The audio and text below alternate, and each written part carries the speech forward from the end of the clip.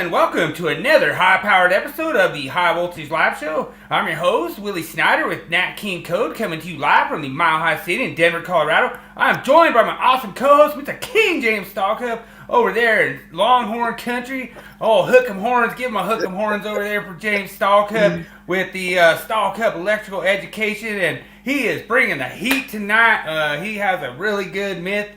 He told me, you know what, you got to do this. I said, all right, let's do it. Got a little bit of hate mail over it, and it was fun. We had probably the most comments this week that we've ever had on one of my myths, and it was a lot of fun. We got a bunch of code making panel members involved in it and everything else, and it was so much fun. I had a blast doing it. It's just funny because we're putting it out there, kind of what the arguments go, and a lot of people don't even understand it. And, I didn't even understand how it could even get this far, personally. But it's so funny when they sit there and say this has been going on for 3 years, and they made no attempts to try to, rectify the situation and try to, clarify, how this this whole argument could be cleared up. It's funny because, every time, and I've told James about this, I go up to Journeyman on the job site, and I'm like, all right, so this is the situation. I was like, you have this piece of equipment. You have a disconnect. You have the piece of equipment. Now you run a piece of seal tight over. That's the outlet. They're like, no, it ain't. Every single time. I haven't had a single person yet say that is an outlet. And it's just funny because that's what you're supposed to be protecting the personnel. You're supposed to be protecting the personnel at that outlet point. So there's no way that there's interaction with personnel at that, what they're calling the outlet point. So we're going to kind of bring that to everyone's attention tonight. And looks like we got a bunch of people in the house. I really appreciate y'all showing up and jumping in. I only asked a simple question. It wasn't even a hard question. Does the outlet need to be sized per the National Electrical Code? True or false? Yeah. Just put false. I don't know if you saw I did that a lot. I was like, I'll put you down for false, Well, the reason they didn't like that question is because it ruins their argument, which I'm going to prove all tonight. But true. I expect them fully to be on here. It's been a few threads, or a few months since we've been called as many names as we were called during this, but it was the same old bunch, the ECD boys, Jeremy, Ted Fritz, all of them, they all just come over. I mean, they were so upset by the question, they even started a poll, is James Stallcup a moron?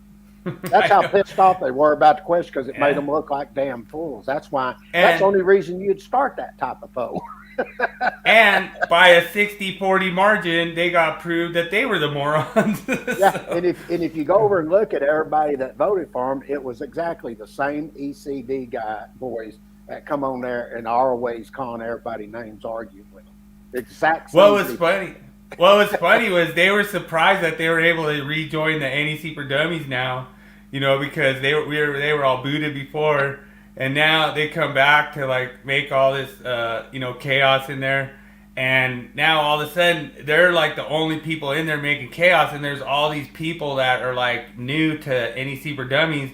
And they're like, whoa, this is really kind of they're starting to agree with us, wow, these guys must be paid by the manufacturer and all this other stuff. And you know what I mean? It's like, wow, why are they fighting so hard for this? That's right. And I'll say this. Anybody's ever paid any attention to the group, you go to the groups when these certain guys, we banned them from the groups. We didn't have all this name calling and everything. It was just everybody, they'd have a disagreement, explain their positions, blah, blah, blah. As soon as we opened up to let Jeremy come back, look what happens. They start calling everybody names, but yet they say we're the ones that are causing all the problems and everything. It just goes to show the hypocrisy, the double standard with those guys. But that's okay. I'm gonna show them that. I even have one thing that I screenshot. I want to show. It's sort of tied in everything. And Jeremy Weed's a great representation of this. So I'm going to show something that he said, and I'm going to explain where this is ridiculous what he's saying. But we'll get to that in a little bit. I'm looking forward to it. And it's really awesome. I love arguing code. It's a lot of fun. Like I say, James knows that we've been kind of going back and forth on this thing for a lot of years, and it's a lot of fun for us to argue it. I know you saw the memes that I posted and some of the stuff that I posted where I'm just sitting there with my popcorn. I'm enjoying it. It's funny because they're sitting there. Oh, all your public inputs are going to be rejected. I'm like, okay, cool. But the whole thing is, I'm getting involved in the process. I'm putting my opinion out there, and I'm showing from my perspective what I think, and that's fine if they don't agree with my substantiation. Like it was funny. One of my substantiation, I know they said your substantiation was weak. I'm sure mine was weak because I said, well, with this installation of this AC unit, if you're gonna tell me that I have to put GFCI protection and it's based off a child getting killed because of the lack of an equipment ground, then that would mean I don't have to pull an equipment ground to these AC units as long as it's on GFCI protection. Yeah, they didn't like that. So sure, that's not probably a good part of the substantiation. And, they said mine was weak. If they'd actually read it, they would have known I gave every location that they changed all through the last 3 years and made the code making panel give me a location. Now I have a location. Now I can show them where what they're saying is a bunch of crap. But see, Jeremy and them are not too smart to follow that logic. That's only on code making panel 11. Oh yeah, I still haven't seen what code making panel 1 said. We still have code making panel 12. I put one in to add outlets to GFCI protection on EBSE, and that would go across the board. That would go to 555. That would go to they made some really good changes in 2026. Like I've been following a lot of the different changes that they had, like grouping artificial bodies of water with 680 and 555 and stuff like that. I think those are good changes. And when they come in there, then all of a sudden, you have a restaurant at that artificial body of water. Now you have different rules. So we're going to show you how funny that stuff is. I want to give a big shout out to a guy I was just talking to today. His name's Skylar, and he has a company called Truth and Earth and Pure Pollination. And check out his stuff on Amazon. What he has, and I can't wait. He said he's gonna hook me up. I think they're about $30, but it's basically kind of almost like a prepper seed pack kind of thing. So basically they give you all these like tomatoes and celery and carrots and all this stuff, and you get all these seeds organic, and they're all vacuum packed, so they're all for storage and everything. So I thought that was really cool. Skylar, appreciate you. Give you a shout out. And like I say, next week, hopefully I'll go out and buy one of these packs, and then I'll be able to show you guys what his package looks like and how many seeds come with it and everything like that. And really happy to meet a guy like that. And big shout out, Skylar. Appreciate you. We'll get it out there, Yeah, we'll tell everybody. And one thing for the people that are watching, something I'd like everybody to do, if you happen to know where it come from, but we put a thing out, if anybody knows where code making panel 11 substantiation come from, we're sure NFPA would like to know that, because none of that's supposed to be available to the general public until July 10th, I think it was, 2024. It's in July somewhere. But Jeremy Weed posted it, but apparently, he calls everybody cowards and everything, but apparently he won't tell anybody where it come from. In other words, he's a coward.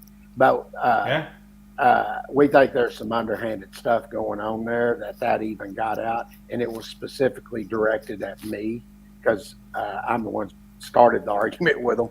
But dude, you have public inputs directly directed at you, and just for all the people that don't know, they officially tried to change the definition of outlet and say that it's because people don't know the definition of outlet, so we're going to change the language. That was so funny.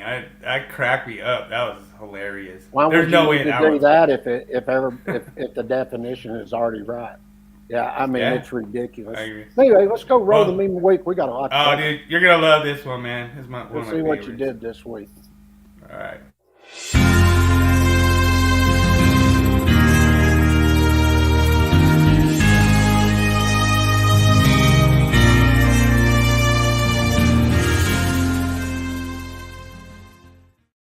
it's just so funny when you just have like all these things that are just going wrong, and you're just like, this is fine.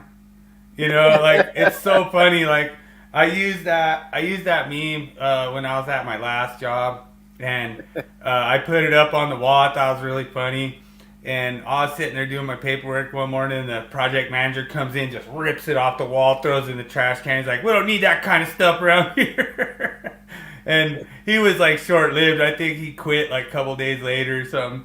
But it was just funny because I was like, yeah, that kind of boosted morale a little bit, So then I started putting them around all job site and everything, and it was really funny because I had them all over. Like I had them in the security office, I had them in the GC's office, I had them like everywhere. And nobody took them down like that because they thought it was pretty funny. So That's cool. appreciate everyone enjoying my meme of the week. That was pretty cool. All right, let's get into the myth of the week. Here we go.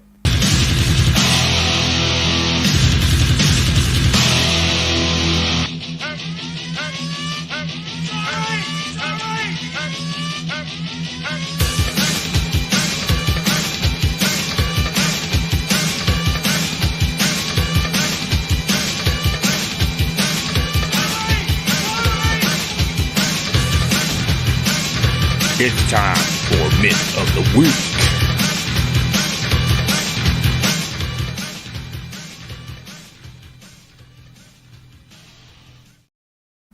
All right, awesome. Myth number 97, new to the myth list. It's pretty funny because everyone's calling that area that's in the circle, they're calling that a location, an outdoor outlet, and that's fine. But are you going to apply the Chapter 3 wiring methods to that?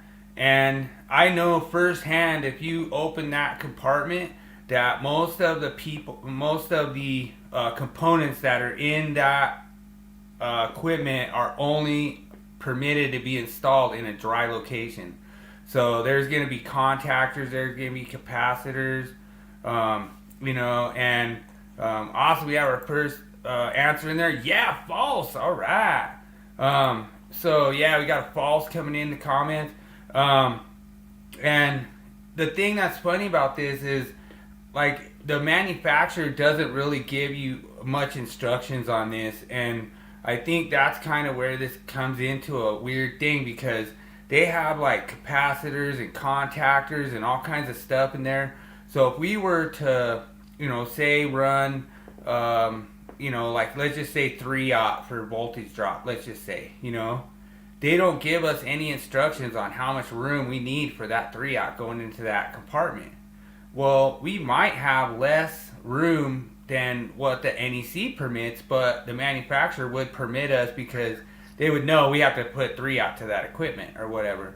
So there might be some allowances that the UL standard would give us that the NEC would not. So it's kind of weird, a weird crossing thing. Like, there's other people out there, I'm not going to mention all the different names out there, but they actually think that the outlet is at the load side terminals where that number 1 arrow is pointed to at the disconnect.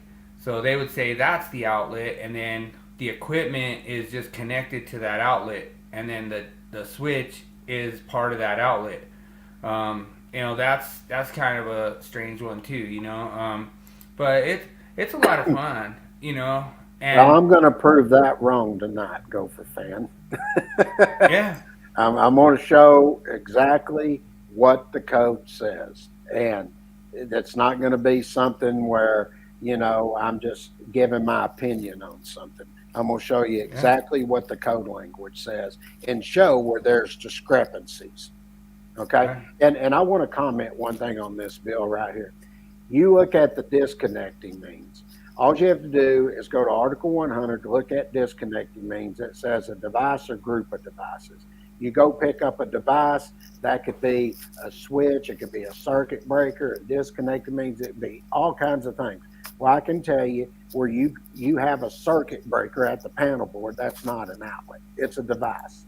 And what's interesting about that is that was the first location everybody was telling us. Ryan Jackson and Jeremy, although Jeremy says he never said that now, Ted Fritz, my coat, all of them. And I said, no, that isn't right. I explained why. Well, then what ended up happening, they changed their location. The second place they changed it was actually in the AC unit there where the terminations were made. And I said, okay, let me ask you this. I said, I know AC units. I've been inside that equipment. And I said, I can tell you it ain't rated for a wet location. Are you telling me that that it has to be, if I'm going to classify by the NEC, there's an outlet there. You telling me that I do not have to take and have it classified as a wet location, but if I looked at that disconnect right there, it is classified for a wet location. Why do I got to do it from one to other? And I said, if you actually, and I brought this up, and we had a very good presentation we did on the High Voltage Live podcast, and I went through and showed the equipment has to be designed by UL standards, but they also design it by the National Electrical Code and also by any other standards that would apply. So I'll give you an example. If I look at that disconnecting means there, and I'm coming into the bottom of that, okay, do I need to go over and look at 312.6 A and B, where I'm coming into an enclosure, and depending on if I have an L bend, S or Z bend, I have to have so much clearance where those conductors come in? Sure you do. And that's based on the national... You just lost a hater, James. Aw, man. We're having such good code discussion, too. Well, see, this is part of the problem. If you disagree with the guys at ECD, they come in to say, yeah, ridiculous, I'm out of here, screw you. They don't want to listen to what I'm about to show here. And I'm giving examples here where I'm talking about when you look at UL standards, they take every standard into consideration when they're designing that equipment. So if I have a standard, and I'll give an example, another one. If I have EVSE equipment, they tell me not to provide GFCI protection because they already got it, but yet they're going to quote the code to me and tell me, oh, and we've already heard this. They said you need 2 GFCI protections on it. Well, no, you don't, because that piece of equipment was designed by UL standards, the National Electrical Code, and any other standards they need to look at. Everything was taken into consideration at that point. All right, so I'm going to cover this one right here. So our logic is, if you have this, and this happened to us before. So we had an apartment complex with 330 units that had factory whips that came off of these units. And all we had to do is just plug them into the disconnect. Mm-hmm. So where is the freaking outlet? The NEC doesn't cover factory wiring. So now you're just going to say now it's at the AC disconnect all of a sudden? And then the AC disconnect doesn't even really have to be attached to the premises. So it's just, that's where it runs into problems there, you know? So, I mean, you could say it's bad logic, but I'm just saying, I mean, we're going off, you know, the NEC is not governed in a UL standard listed piece of equipment. Didn't they come on one time and didn't they tell me my logic didn't make any sense and I was a freaking moron and a dipshit and all this other stuff because I told them the TIA that co-making panel 2 wrote would not stand because it lacked technical merit. And they told me that I didn't understand the co-making process, blah, blah, blah. And then Ryan Jackson, he goes to the General Assembly, gives a speech, and then you got Thomas Dmitrovich post, he did the mic drop. Well, then it got to the Standards Council. What happened? I said, they used the TIA. I said what happened because it actually had technical merit to it. This is where they came on to our podcast that last time and telling us we were morons, blah, blah, blah, blah, blah. And I go through every bit of this and told them what was going to happen and what happened. So if there's no outlet, then we'll put that back up there. Yeah, sorry. What the hell does the service point to the equipment have to do with anything? Yeah, what type of equipment you talking going to? Are we going to a transformer? Are you going to tell me I have an outlet at a transformer that's outside and I need to take and put GFCI protection? You know, this is the type of stuff you want to talk to us about logic, Gopher fan. But I'm giving you logic. You're doing a broad term there that can mean anything. I can pick all types of equipment out there. Okay, I go over to a motor that's in an industrial facility, and it's out in an area that's a damp location. I can tell you 100% fact. I've been to facilities all over the world. That motor didn't have GFCI protection. Okay, but besides that, that's not even what we're getting into here. We're going to get in and talk about sizing here. Okay, because they said our logic doesn't make sense. So we'll go over at the definition of premise wiring or conductors from the service point to the outlet. No kidding. Okay, and we're going to explain that tonight to you. Okay, and if there is no outlet, what are those conductors? It's a termination, like I've been telling y'all for 3 years now. But I'm gonna prove it to you tonight. So they're branch circuit conductors. They're not like if you go and you put that like me and James and I have argued this before. Like if you take that disconnect, I know that's gonna be just like a typical pull out with no freaking fuses in it, but there are pull outs that they put fuses in. That doesn't change the definition from a feeder to a branch circuit. Mm-hmm. You know, like, or change from a branch circuit to a feeder. Like, there's no way you could change that just by putting fuses in the same exact disconnect. Same exact style. I would even go a little further. They're basically saying NFPA are a bunch of morons because all you got to do is go look in Annex D and it shows you the calculation and tells you exactly their branch circuit conductors going over to that fusible disconnect. So I guess NFPA is a bunch of morons too. I mean, but it goes to show you, even when you show them something in the code where they're doing this exactly the way we were doing it, they just ignored it at that point. It's like it never happened. But that's okay. Well, and my whole thing to Gopher Pan is, so Mike Holt's saying that the load side terminals of that disconnect are an outlet. So I thought the outlet ended at the branch circuit.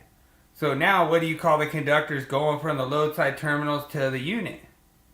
Well, especially if they're factory wired equipment. Then now what do you call it? You call it still part of the branch circuit? Well, just keep Gopher fan on because we're going to get him off there right now. I'm going to show him here. Okay? Now, here's a comment from Jeremy Lee.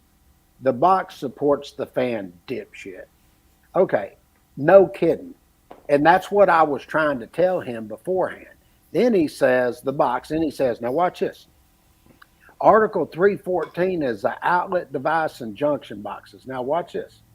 The outlet is in the box, just like a device and junction are. Now let me explain something here. If I have a device, I have conductors in there, I'm doing pigtails, cable clamps, just all kinds of stuff that's in here. I can have my equipment grounding conductors. I can have conductors that are passing through. I could have non-metallic sheet cables coming in two different directions and making splices. Guess what? I have to count for that conductor field.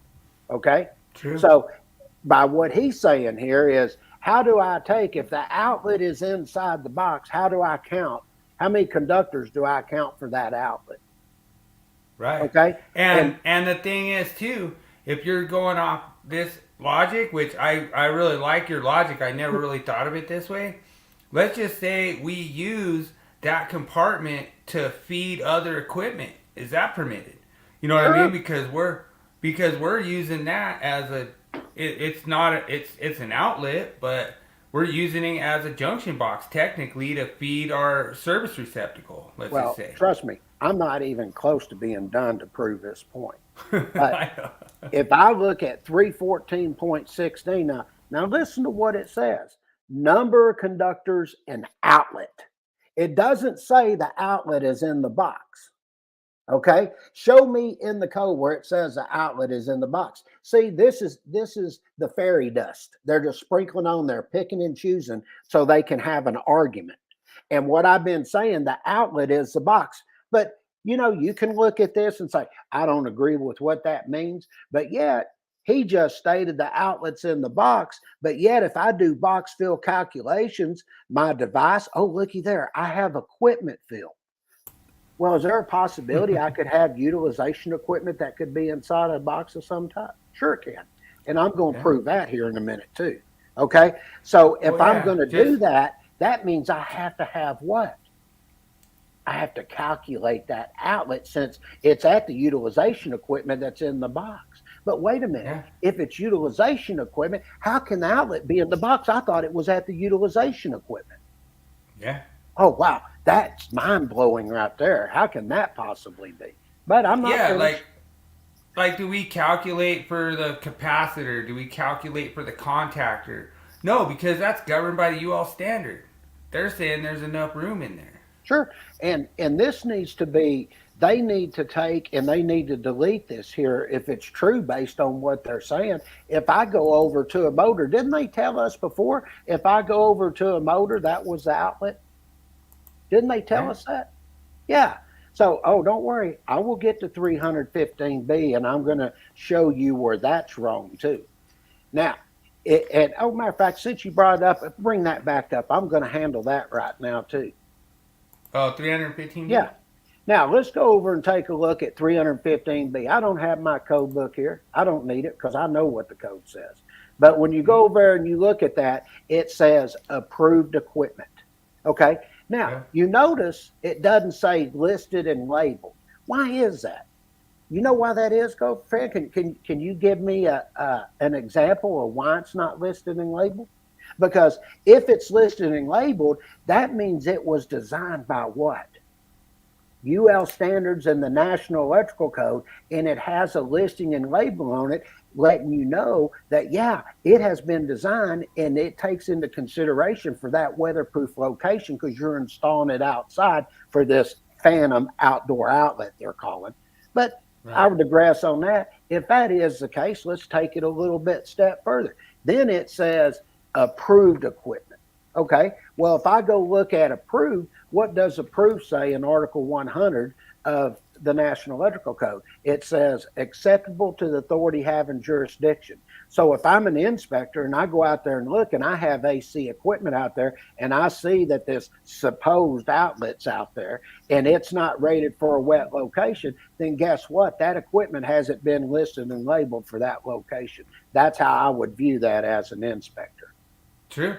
Okay. No, that's a good point. And then the other thing that I will, kind of take a little bit step further too, is that you as the inspector, all I have to do is show you that manufacturer instructions, no GFCI, boom, pass. That's right. And look at this. If you pick up the second little paragraph here, look at this. It says, this section shall not apply to terminal housing supplied with motors or generators. Oh my God, yeah. How can that be? I don't understand. Yeah. That is not possible because I thought there was an outlet there. CMP 11 just said there was no out there, that there was an outlet there. Yeah, you know why it's telling you this right here is because they know the motor pecker head that's right there. It's not designed where it has a listing and labeling where you have to size it as a box right there that's being used as the outlet. They're telling you that's not an outlet right there. That's why I don't have to follow the rules for sizing an outlet. But that's okay. Let's go a little further and see if I'm right here. Okay. Now let's look at dimensions of boxes. Oh, well, that's interesting. It says outlet and device boxes. Oh, that's interesting. Yeah. Why wouldn't they just call it an outlet box? Why do they have to say device box? Oh, outlet, device, and junction boxes. Oh, so basically what you're telling me is if I have a round or octagonal box, I have a square box, something like that could be used for an outlet, which is, let's say I have a switch over here on the wall and I go up here in the ceiling and I've got a octagon box up there in the ceiling. Guess what? That's your outlet, which is once again what? The box. Okay. Yeah. But how can that possibly be? Because if I've got the fixture that's hooked into it, I thought that was the utilization equipment and the fixture was the outlet. But yet it's telling me here that is the outlet. But let's see what it says. Outlet and device boxes shall have approved dimensions. Oh, well, that's interesting because it's telling me that the outlet box, or I could have a device box. Oh, Yeah. well, why would they say device box? Oh, I know why. Because that's where I'd put a switch or a receptacle in. But let's go ahead and look what A and B say. It gets into the depth. Oh, looky there. Once again, it says outlet boxes. Oh, why did they just call it outlet boxes? Oh, that's right. Because we're not enclosing any devices or utilization equipment. Wow, that's interesting. So I have an outlet box there. If I'm not enclosed, like if I got a ceiling box up there, I'm not enclosing anything. I don't have any type of device or utilization equipment. They basically just told me in that heading right there that octagon box in the ceiling is my outlet. Wow, that possibly can't be. Now, if that's the case, that means any conductors going through there, hell, I could have a lighting fixture, and we went over this in our thing that we're doing for the master and journeyman calculations, but I could go up there and have a fixture and it has a canopy. And we went through, oh, guess what? If I have a canopy, I don't have to count them conductors. But any conductors running through that are making connections, anything like that, guess what? I have to count those conductors in order to do what? Size the box, which is considered the outlet box. True. And I was going to say that we actually ran into that before, where we've had like these smaller style boxes that only accommodate one cable, just barely, like you might be like 0.5 over. And then we use the what we were over, like the wire nets and everything else, into the canopy. So to us, we're calculating that outlet. You know what I mean? Like where the outlet is in between the box, the outlet box, and the utilization equipment. Sure. The outlet is actually outside of the utilization equipment. Oh, yeah. The outlet is not inside the utilization equipment. It's outside the utilization equipment. Exactly. And that's one thing that they can't do with this whole hardwired equipment thing. You know, why did they have to go do 210.8D?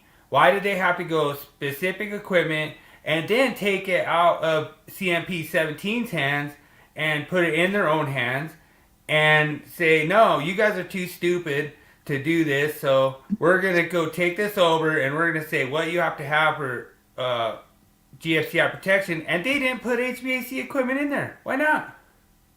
I've stated that a long time ago.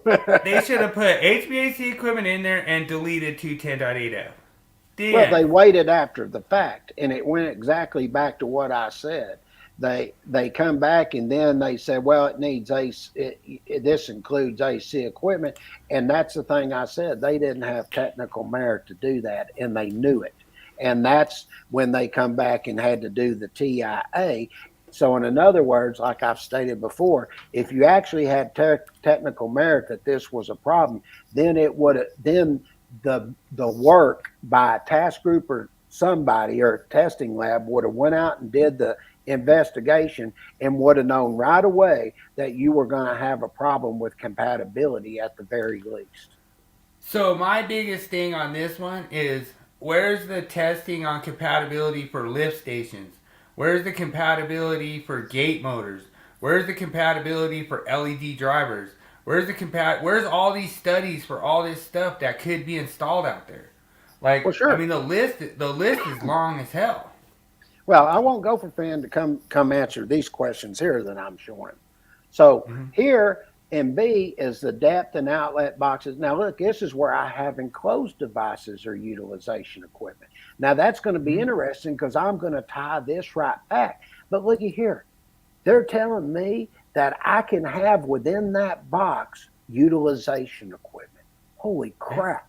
Well, how can that be? I thought the utilization equipment was the outlet. Yeah. Oh, wow. Inquiring minds really know how that works. Oh, don't worry. It's just like when the manufacturer tells you not to add GFCI protection, but yet now I've got 2 GFCIs. Now I guess we have 2 outlets there. Just ignore it. You know, stuff like that. Now look at here. Yeah. Now, here's 314.27. Look, it says outlet boxes. Holy crap. So the heading is outlet boxes. And the first one talks about boxes at luminaire or lamp holder outlets. And then it says they're designed to support the luminaires or lamp holders. Oh, you got to be kidding. How can an outlet box take and support a luminaire or lamp holder if the utilization equipment's outlet? Oh, Yeah. man. But it gets better. Now look at this. In C, it says outlet boxes are outlet box systems. Oh, that's interesting. In other words, this is a listed type box system because I'm supporting ceiling suspended paddle fans. Now, I go by that outlet box system. Do you think in order to make sure that they have the amount of proper fill inside that box that they had to follow the conductor counts that are in 314.16B1 through 5? Yeah. Sure, they had to make sure there was more than enough room in there not to pinch those cables. That's interesting. Okay, but I'm not done. You just have to know though. What we could do is we could just move the outlet to the utilization equipment. We don't have to follow that. Oh yeah. Now looky here. This is interesting. The heading is still outlet boxes, and then you go to D, utilization equipment. Now wait a minute. How can this possibly be? They have told me that if I go look at the definition of individual branch circuit, that is going to an individual piece of utilization equipment, and I go pick up the definition of an outlet, and it's there at the utilization equipment. But right here, oh, this sounds interesting because it says in 314.27, the heading is outlet boxes. Then I come down, pick up utilization equipment, and what does it say? Boxes used for the support of utilization equipment other than what we just looked at, ceiling suspended paddle fans shall meet the requirements for the support of a luminaire that is the same size and weight. Oh, that just possibly can't be. How can you have an outlet box when it's the utilization equipment that's supposed to be the outlet? This is amazing. But we'll go a little further. Now they got these new ones, which are called WSCRs. These are weight-supported ceiling receptacles and weight-supporting attachment fins. Well, looky there. Yeah. It goes right in, and it talks about outlet boxes again. Oh, well, this is interesting. So if I have this weight-supported ceiling receptacle in there, that's a device, isn't it? Yeah. Oh, God, it is a device. Oh, that can't be correct. But let's make sure we're getting this right. So I've got a device, and I'm going to take and put it up into a what? Oh, my God, a receptacle outlet. There's actually definitions for that. But it gets better because the last sentence of this says, where the WSCR is installed, it shall be included in the box fill calculation in 314. Oh, you got to freaking be kidding me. That can't be correct. Yeah. Where did I start at? 314.16. It's taking me right back. But let's go a little further. Let's see if what I said was right. A receptacle is what? A contact device. Yeah. Oh, wow. And looky there. It says it's installed where? At the outlet. Oh, you freaking got to be kidding me. Okay, let's go a little bit further. Then look, I've got a receptacle weight supporting ceiling. Look here, a contact device installed at where? Oh, there's no way it can be an outlet box again. How is that possible? So then I go look at a receptacle outlet. Oh no, this can't be. It literally is an outlet where one or more receptacles are installed. But yet, an outlet is a point by Jeremy. So if it's a point and I'm only sizing the box, that doesn't make sense. Yeah. If an outlet is a point, how do I calculate that outlet? You don't have to size a point. Well, I'm looking at receptacle outlet here. It doesn't say anything about a box, does it? No. No, it says it's an outlet. Yeah. Oh, I understand. You guys are picking and choosing when you want to use it and not use it. See, Yeah. that's where I get in and I start looking at all this. And this is just a small sample of what the code making pounds are going to get that think it's installed at the equipment. I'm bringing all this up and I'm going to have commentary. It'll probably be about 10 pages long by the time I'm finished with it. I'm going to show the discrepancies all through the code where this isn't correct. And I agree. and this is just a small little sample. Now, Gopher fan, whoever it is that is on there. Now, you're going to disagree with everything I said here? You're going to disagree with a receptacle outlet because it doesn't say box there. Y'all are so wanting, what does the wording say? Okay. Well, I'm telling you, the wording says it's an outlet. It has nothing to do with the box. Right. Okay.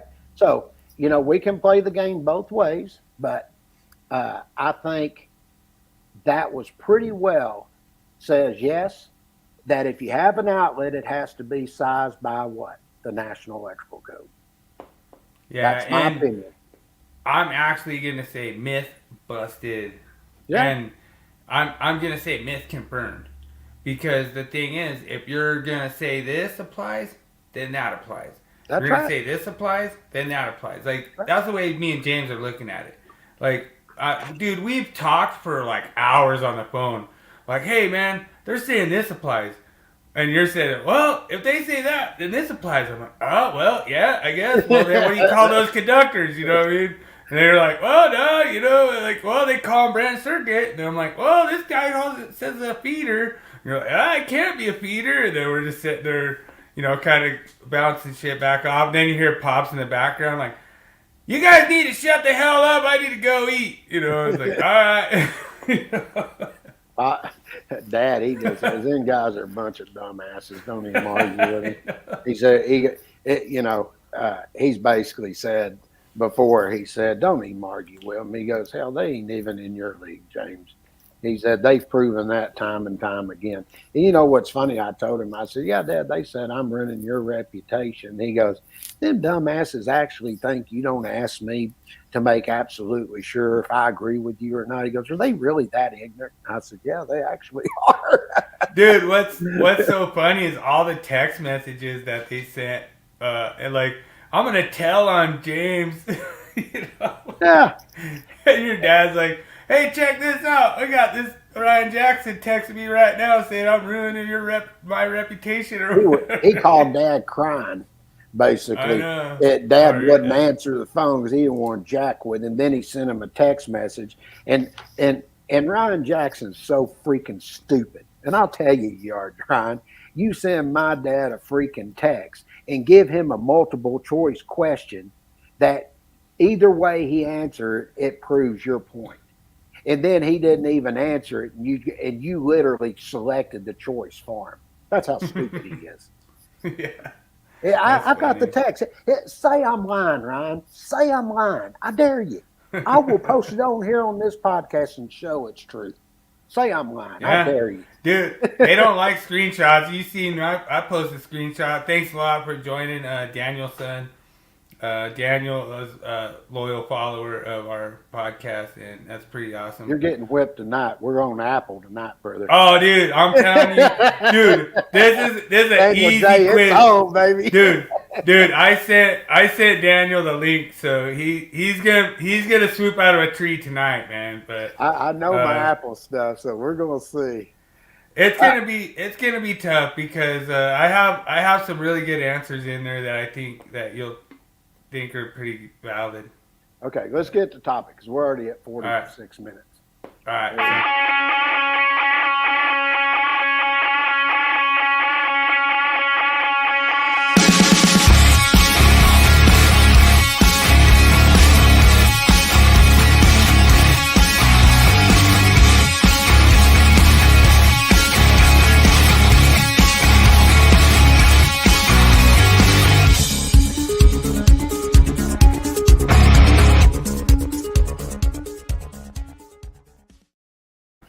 I just want to right away give a big shout out to all the future electricians of America that are going out to get their journeyman, get their master, it's really important. Like getting that license is really important. It's going to be the biggest jump you've ever had in your life, and it's going to be really awesome to get your license and everything. And so shout out to everyone who's going out there to get their license tonight. Sure, and y'all just stick with me and follow through this. You'll know the calculations by the time we're finished. I've noticed, God, we're almost up 250 people on the YouTube site now. It's becoming very popular. The viewing hours are incredible. I mean, I think I looked at it from what we usually get weekly. It was up like 1,800% or something. I'm like, golly, there's that many people watching this stuff. Yeah, and just don't forget to like and subscribe. Get your grandma to subscribe, get your uncle to subscribe, get everyone to subscribe, and we will be doing free prep classes for at least the next few more weeks. It's going to be at least 4 to 6, I would say. Maybe a little bit longer. We'll see how long it takes. But last week we started the calculating conductor ampacities, and we went all the way up to the tap rule. So we're going to start back on that today, going over the exercise problems, and then we'll get into the example problems from that point. All right. So last week when we were looking at this, we were going over talking about the terminals, and I went through and explained how we go about sizing these terminals. Like right here, I've got 60 degree C terminals at the panel, but I have 75 C at the newly added equipment. Well, naturally, you're going to base this ampacity on what? The 60 degree C terminals. Okay. And those are the things we like to point out. Now, if I took and put a breaker there that was, say, 60/75, then naturally I could go to the 75 degree C terminals. Okay. But this was one that was just put together for everybody to follow. So if I look in step one, the panel terminals were 60 degrees C, the equipment was 75. You look in there, we're telling you we have a calculated load here. We've already done it for you. That's 100 amps. Okay. So we'll just follow this down. You got 60 degrees C terminals at the panel and 75 terminals at the equipment. Then I come down and I look at my overcurrent device rating, go over and look at table 240.6A for standard size. The next size up above that is going to be, it'll be the exact same size. It'll be 100 amp.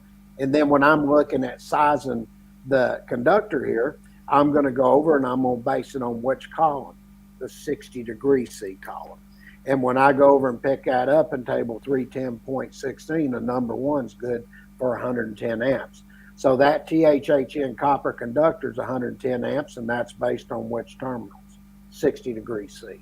Now, and just to give you a little bonus thing, James, like just for a lot of people out there to know, a lot of people think there's breaker terminals that are 60 degrees C. Pretty much the standard across the board when it comes to breakers, equipment, pretty much everything across the board is going to be 75 degrees C or larger. Sure it is. So the only time you're going to use that 60 degrees C for 110 14C1 is if the terminals are unknown. So James is giving you an example where the terminals are known, and that's where you get those values from. Well, this is the type of thing they could ask you on the test. Yeah, I agree, but you would default to 110 14C1 if the terminals are unknown. C1A. That would be C1A. The 6 degree, and C1B would be 75 degrees C. Okay? Right. Now, Agreed. same thing here. This is very simple. The equipment and the panel are 75 degrees C. I've got a 208 amp non-continuous load. What's the next size overcurrent device above that? 218. Go over and look at table 240.6A for your standard ampere ratings. That'd be a 225. Now I need to find a wire ampacity above that. Okay, so I would take, in this case, I'm in the 75 degrees C column, and I come down and I pick up 230 amps is the next size above it. Come across, that's going to tell you it's a 4-aught conductor.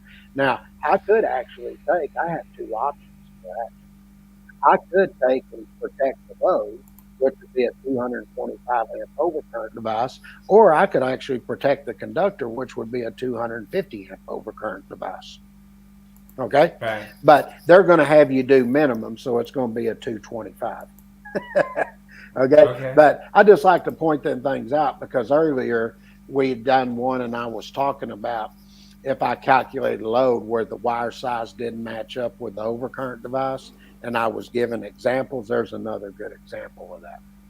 Now, this is where we're going to get in. We start looking at adjustment and correction factors. We did this last week, and I said when you go over and look at table 310.16, look at the top of it. It'll tell you that table is good for 3 current carrying conductors or less, and it's good for temperatures up to 86 degrees Fahrenheit. Once you're over that, then you got to start looking at table 310.15B1 and table 310.15C1. So in this case, I brought this up last week. When am I going to be able to use the 90 degree C column? That's in table 310.16. And I stated if you go over and look at 110.14C, you pick up the last sentence that's in that paragraph there. It's going to talk about adjustment or correction factors. If you're applying those, you're permitted to use the highest rated terminal rating, okay? Right. Or the highest rated insulation rating, which would be 90 degrees C for the terminal. So, dude, we had one today, which I think you'll be interested in. Mr. Ryan Jackson said that you size it off the 60 degree insulation rating of, like, so if you're on a NM cable, he said it's 60 degree insulation rating, and I don't think that's correct. No, that's not. What he's talking about is once you do the 90 degree C and you derate off of that, then you're looking to make sure that you have enough amperage to protect that load in the 60 degree C column. And True. If he didn't explain it that way, that's once again, he doesn't know what he's talking about. True. And I just wanted to give you a shout out, James. We had one come through on a Facebook group that couldn't comment on here.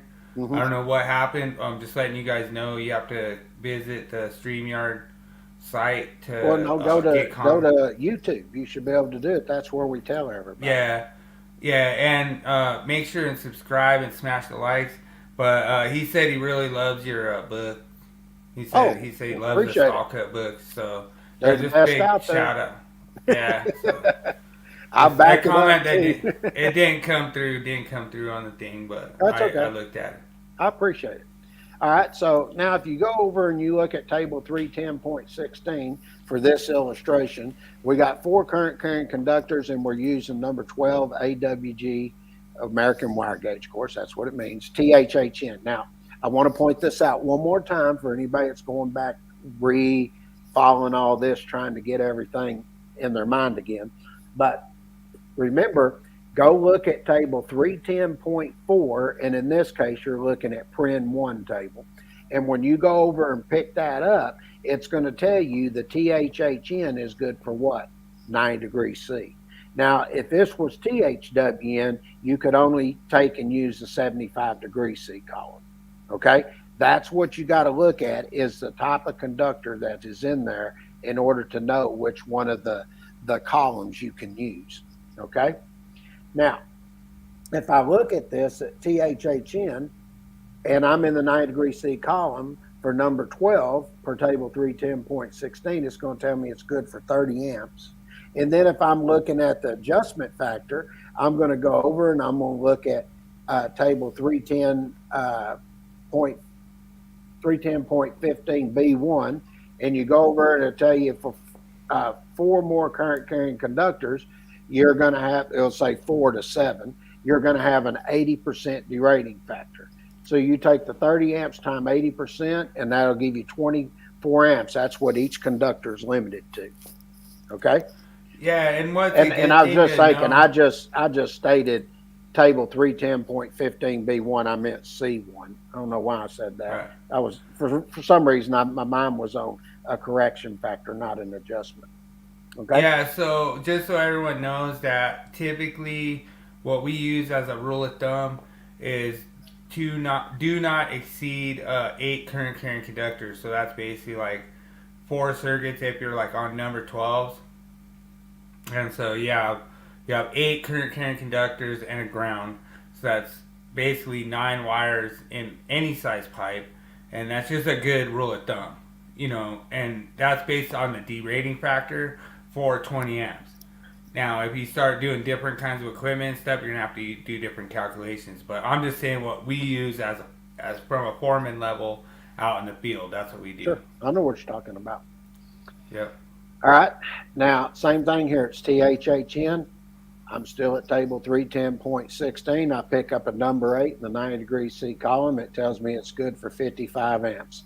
Then I look at table 310.15B1, pick up in the far right-hand column. I come down, find where I'm in the range for 125 degrees Fahrenheit, come across, pick up the 90-degree C column. It's going to tell you have a derating factor of 76%. So it's pretty basic. 55 amps times 76%. Gives me 41.8 amps for each conductor. Pretty simple. Now you're doing both of them. Exactly the same thing. I've got number 12, it's THHN, so we already did that portion. It's good for 30 amps. You had 8 current carrying conductors. That got me just right over the 7, so that got me over to 6, from 4 to 6, so it's going to be a 70% derating factor. For 100 degrees Fahrenheit in table 310.15B1, you got a 91% derating factor. Just multiply all that together, and it's going to limit each conductor to 19.11 amps. So hopefully everybody's followed that, and everything turned out exactly the way we said it would.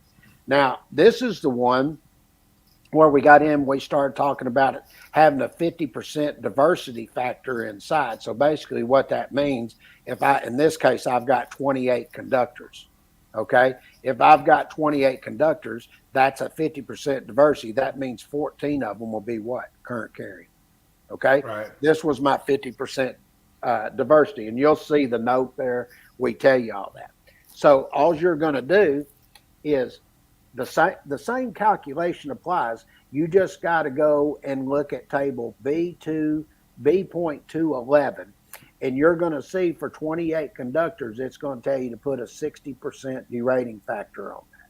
Nothing changed. I've got 30 amps still for the number 12 conductor. I just put a 60% derating factor. That gave me 18 amps for each conductor, because I have a diversity of 50% here. Okay, now let's look at my diversity here. This is a different type of diversity, and you're counting. So in other words, look at this. I have 28 conductors in the raceway, but 20 of them are current carrying. Where the last one I did, I actually had a 50% diversity because only 14 were current carrying. So you'll use this formula right here to get your percentage, but you're still going to put the 60% on it for like we did the 28 conductors. So you'll have this calculation at 0.5. That's going to be a constant. Then you got time in. Time in is the number. So I've got 28 conductors, and E is the number that are current carrying. I'm going to divide that into that 28, and that's 20 conductors. That's going to give me 84%. So all I'm going to do is the same calculation that I just did for the 50% diversity. The only thing I'm doing different is adding 84% to it. Okay? Dude, I'll tell you what, honestly, I'll be honest. I've been doing this trade for 27 years. I've never seen a diversity calculation. Honestly, well, total it's honest. Stallcup, Never seen it. baby. What do you expect? I'm telling you, honestly, I've never seen this. Like, I'm not saying that it could be on a test, but the whole thing is you have to understand that people who write these exams study from the Stallcups. They do.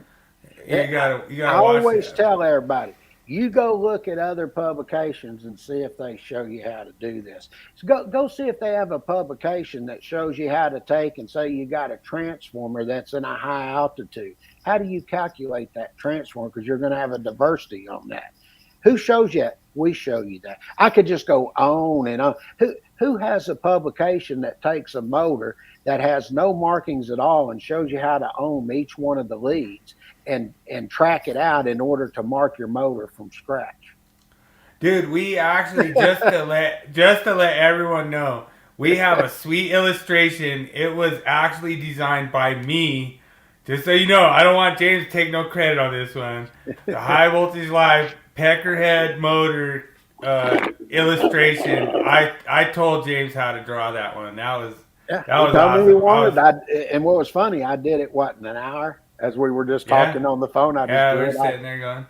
I was like, this is a wedge motor. This is the type of stuff you see in the publication, but you listen to Jeremy and all of them, our publications are a disgrace to the industry and blah, blah, blah. I mean, it's ridiculous, some of the things they say. Yeah, right on. Now, if you look at this is a service. Now, remember what I told you last week. It doesn't matter if I'm doing a service, a feeder, or a branch circuit. You always take the continuous loads at what? 125%, non-continuous at what? 100%. The only thing you're going to look at that's different, if I'm doing it for services, I'm in 230.42A1. Once I get over to feeders, I'm at 215.2A1 and 215.3. If I go to branch circuits, I'm in 210.19A1, A and B, and also 210.20A. Okay? So let's look at it. I've got 74 amps of continuous load. Take it at 125%, gives me 92.5 amps. I got 62 amps of non-continuous load. Naturally, that's 62 amps at 100%. Add it together gives me 154.5. Now, actually, a 1-aught is good for 150 amps, but we got to be above the 154.5 amps. And actually, a lot of times what I would tell people to do, we put it in 0.5, but more than likely, I would just round this up to 155 amps. And the next conductor size above that for 75 degrees C column would be a 2-aught conductor, which is good for 175 amps. Pretty simple. Okay. Hey, just letting you know, this is actually John Reitz. Thanks for joining, John Reitz. Thank you, brother. I just see it over on the Facebook side. I try to keep track of who joins in on the Facebook side. Yeah, he takes care of that when I deal with all this other. Okay. Yeah, John's a good guy. Now, feeder conductors. Now, looky there. 40 amps of continuous load, 150 amps of non-continuous load. If it's continuous, I take it at what? 125. So 40 amps times 125 is 50 amps.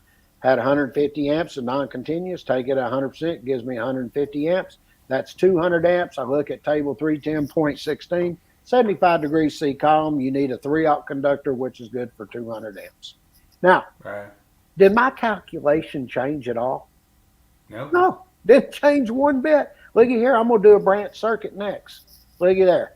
I've got 10 amps of continuous, 27 amps of non-continuous. So 10 amps times 125% is 12.5. Add the 27 to it, 39.5 amps. The next size above that in the 75 degrees C columns is number 8, which is good for 50 amps. Yeah. Now, was that hard? No. No, it was simple. And I didn't change that calculation one bit. You actually got one like just because of that calculation. I just seen it coming. I should get more than that. All right. I don't care. Yeah. Now, look at this. You'll get more. This is 182 amps of continuous load. Okay? Now, if it's continuous, what do I take it at? 125%. So that gives me 227.5 amps at 75 degrees C terminals. If I go over in step 3, I go look at table 310.16, the next size above that in the 75 degrees C column, which is a 4-aught, which is good for 230 amps. And in this case, I'm just going to go ahead. I could take and protect the load or the conductor. In this case, I'm looking at 227.5 amps. The next size overcurrent device above that anyway is going to be what? 250 amp. Oh, yeah. See what I'm saying? So yeah, I don't have the standard sizes like on speed dial, you know. But if you look, this is 240.4B. Now, what is one of the things I said about 240.4B? I said that's for devices rated 800 amps or less. Once I'm above 800 amps, Then I'm in 240.4C. Now, one of the things I brought up, and we just showed a good example of this earlier, but if I did a calculation and I came up, say, 58 amps, and I go look at table 240.6A, what's the next size overcurrent device above that? A 60 amp. 60. Yeah. But if I look at table 310.16 and I pick up the wire size, the next size above that 58 amps is 65 amps, which is a number 6 conductor. Well, I can either protect the load or that conductor because it didn't match up with the overcurrent device. So what's the next size above that 65 amps? That's a 70 amp. So I could use a 60 or 70 amp. That's how you're going to apply 240.4B. But now when I get to 240.4C, I'm over 800 amps.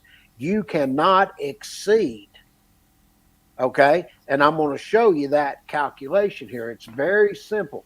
So here, I'm gonna parallel. So I just want to, just so everyone understands. So basically, you're saying you could protect the load or the conductor, Exactly. and if you're protecting the conductor, you could protect the conductor over that ampacity rating. Sure, you can. But if you're protecting the load, then it has to be under. That's right.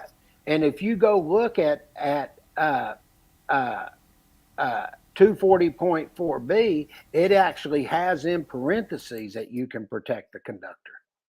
Okay? And that's why I tell everybody to go read this stuff. I can sit here and just tell you all day long, but I like to give things that you understand where I'm coming from and things I want you to pay attention to and look at so you know exactly how to apply that section. Now, here's 240.4C, and on each phase here, I have 758 amps of continuous load. So if it's continuous, naturally, I take it 125%. Now watch this. That gives me 947.5 amps, okay? Now, I need, and I'm saying here, we're going to parallel this 4 times. So I'm going to have to go find something that is above that 947.5 amps. And if you did this calculation, you should have come up with this. If you went and picked up your 250 kc mil, which is in the 250 kc mil mark, that's going to give you 255 amps. If I take the 255 amps times 4, that's going to give me 1,020. Now, this is interesting because if you go over and you look at 240.4C, it says the conductors shall be equal to or exceed the calculated ampacity.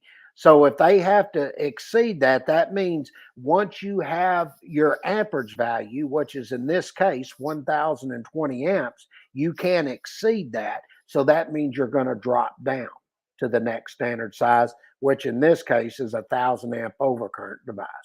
So if you notice, and there's going to be some good rules of thumb when we get into size and overcurrent protection devices in chapter or the next phase of this, and I'll give you some good rules of thumbs to play by.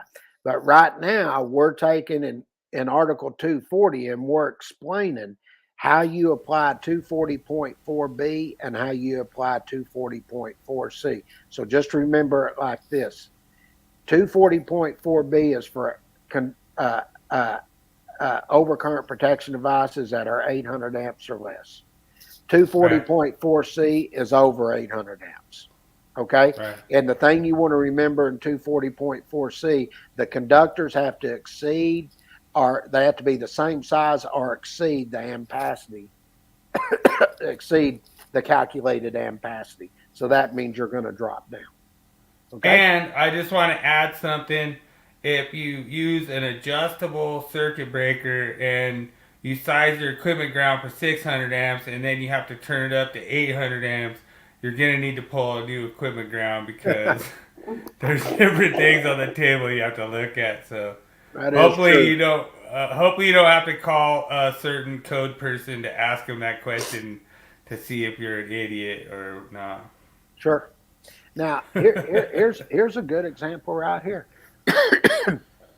You know, I was on NEC Live, and I made this statement when we got into taps, and even Derek, he goes, I've never heard that before. And I said, I'm going to show you it's true. But I'm going to tell everybody, This is what you want to remember about calculating taps. Dude, Derek was impressed with you on that, like, because I was like, man, you should have James on, and he's like, what? And I was like, yeah, James Stallcup, he's really good.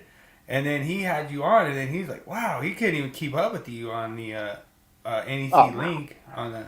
Yeah, he goes, James, slow down, man. He goes, you're too quick. Yeah. Well, that's how I say. I've been doing this a long time. You know, it's like I told Jeremy, come on, we'll do calculations, grounding, bonding. I said, let's don't even use a code book, Jeremy. Let's see who really knows. He's chickening out now. But the thing here is, remember this about taps. If the tap is 10 foot or less, you divide by 10. All other taps above 10 foot, you take at a third.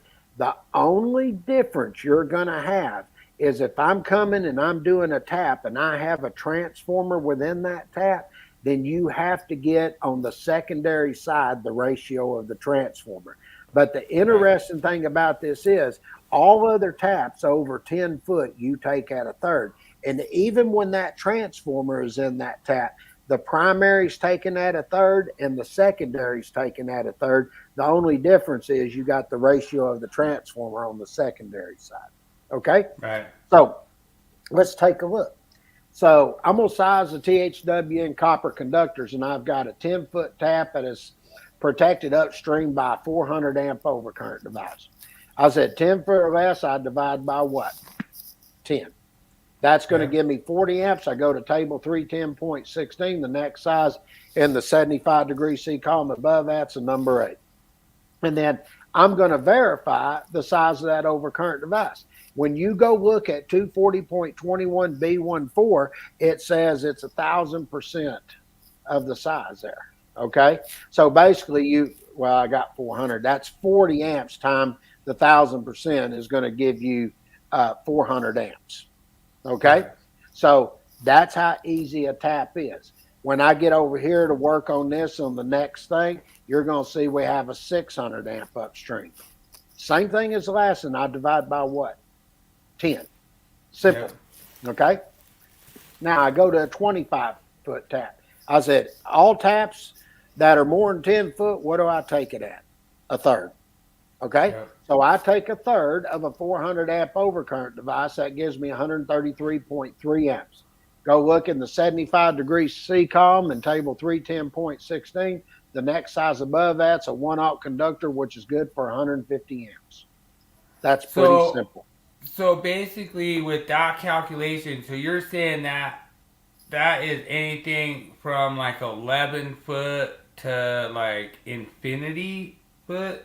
Or anything, it doesn't matter how long it is. I can go up to 100 foot. You're still going to take it at a third. There's just other rules that you follow, and I'm going to prove that. Okay. But if it's outdoor, you don't have to do any of this, right? Yeah, it's different. And I'm going to get into where it's not a tap, and we're doing secondary conductors. Matter of fact, there used to be a problem. You know, being in the trade as long as I have. People used to say, oh, just tap the secondary side of that transformer. That didn't make it a tap. Those were actually transformer secondary conductors. They wasn't tap conductors. Gotcha. But the reason it got to be, so what ended up happening, because people were using that terminology, they had to come in and rewrite 240.21, and that's where you got now 240.21B and C. B deals with taps and C deals with transformer secondary conductors now. Okay, kind of like how there's a certain code person who put out a thing that said you have to go off the sizes for 250/66 A, B, and C. So that was pretty cool. Yeah. So I agree with that. Yeah. I don't know who said that first. I think it was you, maybe. Yeah, it was. But when people get over to this is just like the 10-foot tap. The only difference is we did a 25-foot tap. Same type of overcurrent protection device. Instead, you're just taking it at a third. Okay? So nobody should have a problem sizing that. Now, here's one that I'm looking at where I have a transformer within the tap. Okay? And in this case, we're telling you We want you to size the conductors, and we're telling you for the primary and secondary, where you have a 25-foot tap, and we also put a little note on here so you know what we're doing here. You have a 250 amp overcurrent protection device that's used for the 408 volt primary. Okay? This way you can size this. We give you all the information you need upstream to be able to do it. You mean 480 volt? I thought. Oh, Yeah, 480. That's what I said. Yeah. Yeah. Okay. I thought you said 408. No, 480. I heard you wrong. Sorry. So if I look at step 1, I do the primary. What do I take it at? A third. Okay. Yep. Gives you 83.3 amps. Go to table 310.16. Pick up the 75 degree C column. It's going to tell you need a number 4, which is good for 85 amps. Now I'm going to do the secondary. All you're going to do here is take the 480 volt, divide the 208 volt in it, and then you take the upstream overcurrent device, which is 250 amps, at what? A third. Now, that's interesting. Why did I divide the 208 volts into the 480 volts? Because it tells me I have to get the ratio. That's right. Yep. But I'm still doing the same calculation. The only difference is I'm just getting the ratio, which is 192 amps. I go look at table 310.16 in the 75 degree C column. The next size above that's 200 amps, which is a 3-aught conductor. Pretty simple. Okay. Yeah. And what I like to point out, if you notice, once I got over 10 foot, everything was taken at a third, isn't it? Okay. And I also point something else out here. The only variance I had here was a transformer, and I had to get the ratio on the secondary. Okay. Right. And I keep repeating that because I want people to remember when you go take a test, you should remember this stuff. And then right here, what do we got? We got a 408 volt primary, 208 volt secondary. It's a 25-foot tap. And you've got all your information here with a 300 amp overcurrent device. So basically, you know the primary is taken at a third for that 300 amp. The secondary, I need the ratio plus a third of what? The overcurrent protection device, which is 300 amps, and that'll give you your amperage. All right? Right. Now look at this. This is a 100-foot tap. I said, even you go up to 100 foot, what do I take it at? A third. Yeah. So I've got a 350 amp overcurrent device upstream. Take it at a third. That gives me 116.7 amps.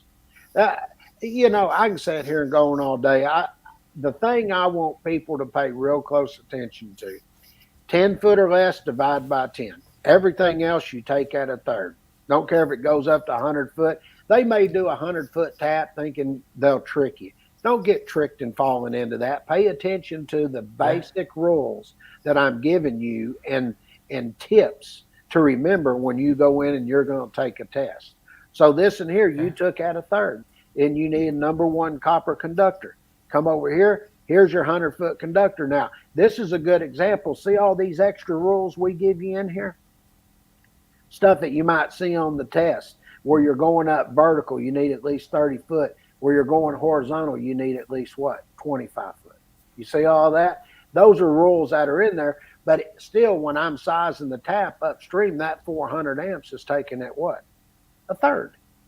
Okay? Yeah, and one thing to let everyone know if they're getting ready to take that test, if it doesn't say it word for word, like if you're not following this word, like I really appreciate this, James, because what you're doing is perfect. You know, you're making it say it word for word. Like if you deviate from any of this stuff that James has on the screen right now, you're gonna get it wrong because it has to be word for word. It has to line up. You can actually reverse calculate stuff. Like what I like to do, I always like to cross-reference stuff. And I don't care if it's like on my Journeyman exam. I don't care if it's in real life. I like to cross-reference. I like to be like, hey, is this right? Is this wrong? Is this right? Is this wrong? You know? I like to cross-reference stuff. I'm like, so if this is right, then this is way wrong. So that's a Chinese reporter. It's a little joke that I do. But I'm like, hey, this is a Chinese reporter. And then somebody's like, what? Did you say something about a Chinese reporter? I was like, oh, yeah, it's way wrong, you know? But stuff like that. So you have to just make sure that you avoid that when like you're on the test. There's stuff that they're gonna throw at you that's meant to be a trick, and you have to know that that's a Chinese reporter. It's way wrong. Sure. And that's why we go through it this way. Right. Yeah. Is to make people think. Like here, I'm dropping into 240.21C.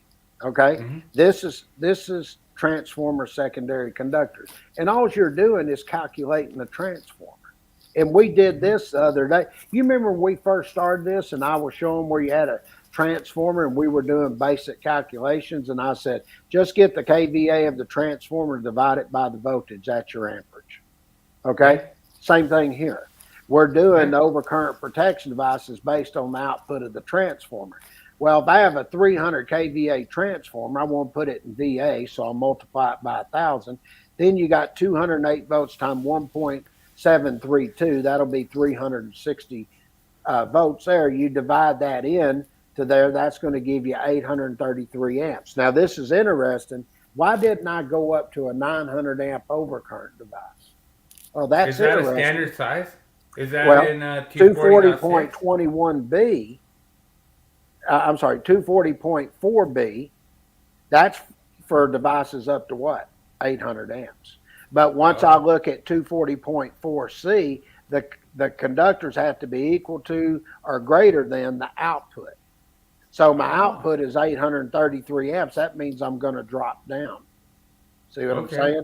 Now, I could take and say I need an 800 amp overcurrent device there, but yet if I actually go do the calculation and we put this down in the solution, if I had 4/4 conductors, that's 230 amps per conductor. That's going to give me 920 amps. I could actually go to a 900 amp. But that's a custom size. Right. It's not a standard size per table 240.6A, but you can purchase them. Okay? All right. And then here's another one. We've got a 70 kVA transformer, and then you're going to multiply that by 1,000 to get the VA. And what's my voltage that are there? Well, you got 480 volt primary, you got a 208 volt secondary. We can tell you the continuous load there. Just do a quick calc to show you the load will be 172.5 amps. And in other words, once you do this calculation, we're going to prove that you're large enough. Right. Okay. Now, the next one, same thing, C3. If you notice, I've got a 300 kVA transformer. Once again, that secondary is what? 208 volt. Well, looky there. I did the exact same calculation, and looky there. I came up where I could take and put an 800 amp overcurrent device there. Okay? Right. All of this is very, very simple. And a lot of people don't realize when they see 833 amps in their calculation, they don't realize that you can drop down to the next standard size. Like you don't have to go up to 850, even though that could be a standard size. Sure, and I think everybody that's watching this, you'll see that I set all of that up before I got to this. And people may have looked at it and thought, why the hell is he making us do these terminations and all that? Well, now you're starting to understand because you're getting into the meat of it. And if you don't get that portion right, you damn sure are not going to understand the next portion of it. Well, and what everyone needs to realize right now is there's a lot of deflection from all the failed Willie quizzes. So you know what I mean? Like you have to understand that James. He just knows. He knows it's an easy test coming, but he knows that Daniel might just show up and win the quiz tonight. So his ass is mine tonight. Dude, I don't give Daniel the answers. Just letting you know, I don't give anybody the answers. There could be some people in the chat that have the answers. I'm looking forward to everybody joining. All right, now if you notice, this is once again I've got a 25-foot tap. I'm doing the same calculation. When I get to transformer secondary conductors is what I'm trying to point out. When I come over here and I look at C4, I'm doing exactly the same thing here, okay? I've just got higher voltages. This is a 600 kVA customer-owned transformer, and I got a 408 volt secondary. You add that time 1.732, that'll give you 831 volts. You divide it in there, it gives you 722 amp output. Well, per 240.4B, 800 amps or less, well, what's the next size above that? 800 amps. See that? That's simple. And that's what I'm saying. I'm doing transformer secondary conductors, but the calculation isn't hard. All you need to know is the kVA of the transformer, know what the voltage is on the secondary side, and then know if I'm not over 800 amps, I can go up. Once I'm over 800 amps, I have to drop down. It's that simple. So just so everyone knows, like, the only way that the NEC applies is if that's a customer owned. If that's a utility owned, then the NEC doesn't apply. So that's a really good distinction there, James, because people could have that on their test, you know? Sure they could. Just kind of like I do on my Willie Quiz, where I say, hey, that's not even part of this question. You know what I mean? Like, it's not trick. It's just getting you to think, you know? Usually the ones that own their own. Like, we should get a Jaws tune. Dun, dun, dun, dun, and dun, dun. In the house. I love it. All right, let's finish this because we're almost an hour and a half already. Okay. Now, this is one for a busway. Can a 200 amp busway be tapped from a 600 amp busway? Now, I said all other taps you take at what? A third? Oh, looky there. Yeah. I take it a third. That's 200 amps. Yes, it can be tapped from it. That's not hard. Okay? You come over here. I've got it. Actually, I think they did a pretty awesome job with this new busway drawing. But you got 150 amp busway. A third of that's 50 amps. I can already tell you the answer is yes on that illustration. Now, let's look at this. Here's a motor circuit tap. Now, looky there. It's 10 foot. If it's 10 foot, what do I divide it by? 10%. Divided by 10. See, I never changed anything. 10 foot or less, divide by. See, we give you a lot of different things in here. We may say boom, boom, boom, boom. Then we throw a little sidetrack in there. Here's one for a motor, 10 foot or less. How do you do it? Same thing like we did earlier. You got 600 amps upstream, divide by 10 gives you 60 amps. I go over, look at table 310.16, the size of conductors. The next size above that, 65 amps, which is the number 6 conductor. And 65 amps is greater than the 60 amp that's calculated. There's how you do your conductors. That wasn't hard. See there? No, was it? And here it is. We're showing you where a tap's coming down. I'm showing you the disconnect. I'm showing you the controller and going to the motor. That's a pretty sweet looking illustration. Done. I'm ready. You got, now this one here, let's look. It's 800 amps and it's a 10 foot tap. So I'm going to divide by 10, which is going to give me what? 80 amps. And I work it from there. Okay? Nice. Now, here's one where I have a generator that has an output. So I need to get the full amperage for the output of that generator. And I need to know I've got 250 kVA transformer, take that at 1,000 to get it in VA form. I've got 482.77 volt. I want to get it on the primary there. So I'll take the 480 volt times 1.732, and that's going to give me 300.8 amps. Now, when you go look at 445.13, it says when you're doing the conductors for sizing the generator, you're going to take it at 115%. Okay? Right. And that's going to give you 345.9 amps. I go look at table 310.16. The next size above that's a 500 kc mill. That's simple. Okay? And a lot of people think this is hard, but if you look, I'm dealing with transformers and generators. What did I have to do? I needed to know the kVA of the transformer generator, then the voltage divided into it to get my amperage. That's it, in order to size my conductors. And you guys are free to like print those out and fill them out, you know? Like, that's what's so cool about illustrations you have. Like, print them out, fill them out. You know? Oh, yeah. Like, solve the problems. Like, I like how you do that, bro. It took years and years and years of putting those illustrations together. Because there's so much you have to do, and the drawings, and you got to get stuff to fit. I mean, it really was. It was a chore. But that's So okay. what I want to do is I want to challenge anyone to post up all those illustrations that show all the mistakes in them because there's supposedly a bunch of mistakes. I want to challenge anybody to post them up. Oh, that's from Charles Buckhart and all them. They just mouth off, you know. It reminds me, we went to IEC and they had their school over there, and you had this girl, Melinda or something. I don't remember her name, but she come in. You know, they were pushing some other publisher, you know, probably getting kickbacks, but she coming there telling me we had all these mistakes coming there, about 4 or 5 people, and we had kegs in there and everything. Everybody's in there drinking, and I said, well, where are the mistakes at? And she goes, well, I don't know.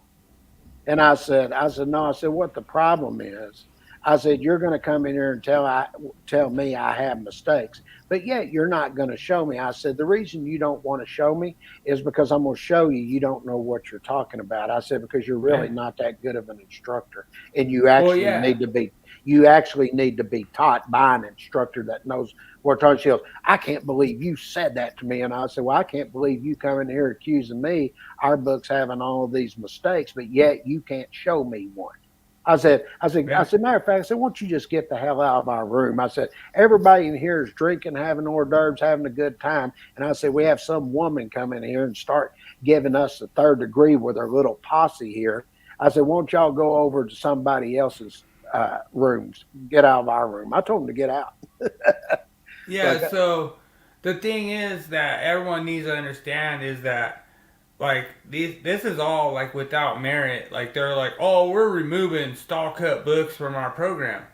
Well, we don't have any proof anywhere that any Stallcup books have ever been removed from any program because all the experts study off Stallcup, you know. Mm-hmm. So I think it's pretty interesting. I mean, I think it's fine. You know what I mean? Like, whatever. Like, oh, the Stallcup books are being removed. Well, the Stallcup books had never been for, like, I guess you would say, like, the apprentices, whatever. They're more for, like, advanced engineers. You know what I mean? Sure.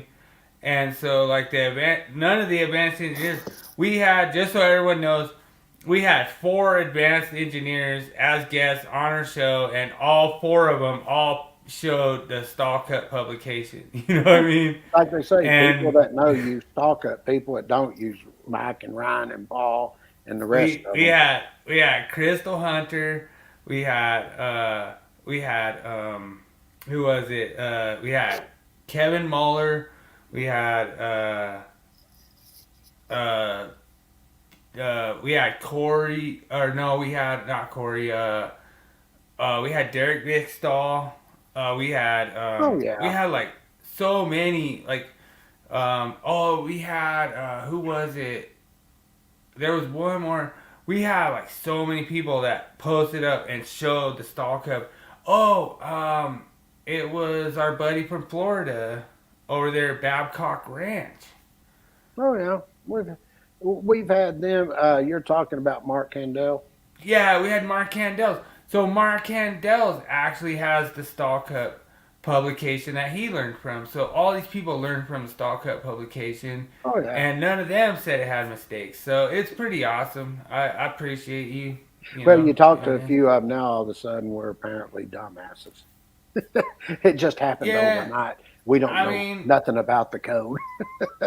It is what it is, but we're gonna have to see if maybe Daniel might actually know more about the Willie Quiz than you this week. Well, you got to do your tool of the week first. So you got that, and I got NEC Question.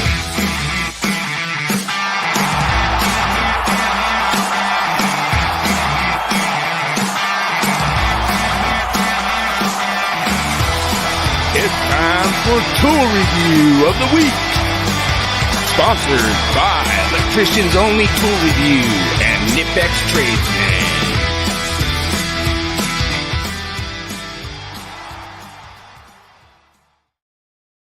Hey, Bill, before you get started, we stop next week. We'll start up on the motors, conductors, is where we left off.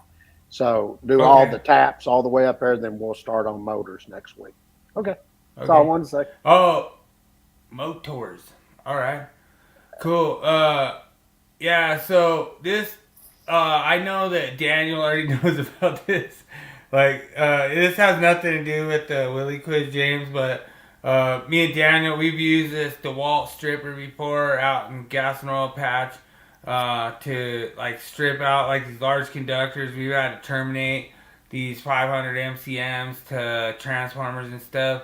And I'll tell you what, this is hands down probably the best tool you'll ever get. I'm one of those guilty parties to just take my razor knife and slide down the edge of the conductor, strip a bunch of copper off, and then strip it out. But in all actuality, you were actually damaging the conductor by taking your knife and stripping down a little shaving of that copper off. This tool is designed to strip the copper off in a approved fashion. Obviously, I don't understand why DeWalt Tools doesn't put like a 6 amp hour battery in there or some kind of battery in there. It's weird to just have your tool just hovering with no battery in there. But like I say, I'm a DeWalt guy. I like DeWalt. This is a really good tool. There's certain things I don't like about it. Like maybe you should just not make it like specific to just like one tool that just strips wire. Like maybe you should make the thing come off and make it an impact or something else. But I don't know. It's a good tool. I like it. It does what it's supposed to do. Strips the wire. You can set the depth for whatever you want the depth for your lug. And it's a good tool. I like it. You know, I've never seen one of them before. That's the first time I've seen a wire stripper. Yeah. Basically, you just put the battery in there, put on your wire on your conductor. Let's say it's 500 MCM. You set your depth at whatever depth. You know, usually it's about probably like 2 inches, and then you just put it in there. Put it in your lug, and it's perfect every time. You don't have too much exposed conductor, so they're pretty cool. I like them. All right, let's see what you have for question of the week this week. I couldn't even remember it. I don't even know. I don't even know if I got you or not. 120 receptacle installed in residential garages. Might be a trick on you, maybe. You might not know the new code. I might get you on this one. It's been a while since I've looked at this. If I'm not mistaken, I think you got all 125 volt. I think it's B. I think it's only a listed GFCI. I don't think arc fault's out there yet. I don't remember it anyway. So I think it's B. So are you saying you think it's B? I'm pretty sure it is. That's what I'm going with. You're correct. So you nailed it. And so far, a garage is not a sleeping area. So, I was thinking, as far as I know, it's not in there. But you always put a trick on me or something. So I was like, hell, as far as I know, unless, he did, there's something happened I don't remember. But, okay, no worries. Yeah, Daniel actually loved that tool. Oh, Daniel went with C. Oh, all right. Cool. Daniel, dude, off to a shaky start. Dude, I think Daniel's just trying to freaking fool you, dude. I think he's trying to... I think Daniel... Dude, I think he maybe thinks that maybe there'd be some union guys that are up in the chat trying to, get pissed off at us or something. But I went 2 for 3 last week, Daniel. It's all good, Daniel. It's all good, bro. Let's cue it up. I'm ready to get this on. I want to see. I like Apple. All right. Here we go.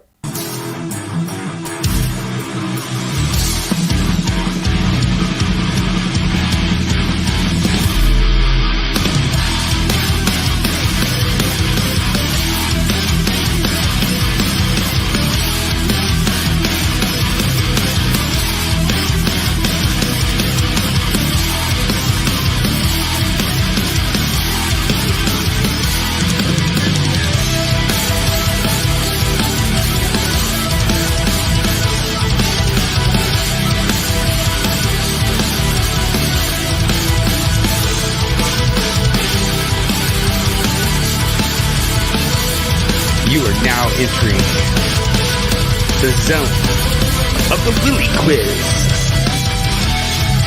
Enter at your own risk.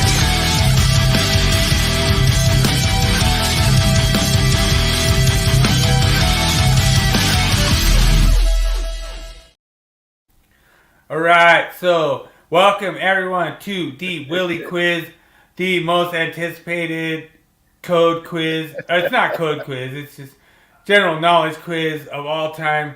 Daniel J is the current closest leader to James, and I know this we one. have number one that James absolutely 100% knows. Apple's first logo features A, apple with a worm in it. B, rainbow with the apple with the bite taken out. C, picture of Isaac Newton. D, apple with an arrow through it. Or E, apple with the bite taken out of it, just with a black apple. And good luck, everyone.